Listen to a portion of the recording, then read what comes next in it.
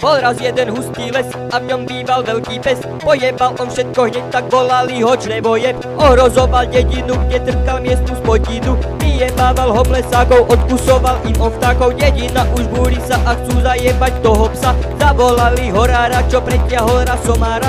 Pojebal aj stádo kráv a bál sa ho tu každý vrav. Ten horár bol uchylný a mastieval si v kuchyni.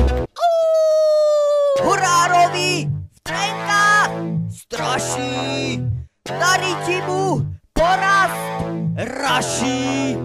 Všetci ľudia mysleli si, že horár je správny lovec. Zabudol som spomenúť, že znásilnil aj stádo oviec. A tak horár vydal sa nájsť toho psa črevojeba. Kým mu nepojebeli, dovtedy mu to spávať nedá. Po 2 dňoch sa oni stretli, z očí v oči stáli tam. Horár mal 2 kokoty, ale to bol len očný klam. Horár sa s ním naťahuje, prstom jebe mu ventil. Ale črevojeb je bystrý, cudzí kokot zavetril.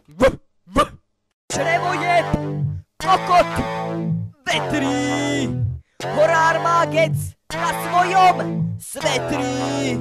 Črevojeb už starý zuby, kokot dere o trávu. Lenže horár kokot starý ostrom jebol si hlavu. Črevojeb už po ňom skáče, chce mu kusnúť do pasa. Ale čo sa to tu deje, celá zem sa otriasa. To horár len ten svoj kokot z nohavíc on vytiahol. Keď sa črevojeb pamätal, pretiahnutý už aj bol. A tak je to dedina konečne už slobodná. Možno bude naďalej, ak to všetko pán Boh dá.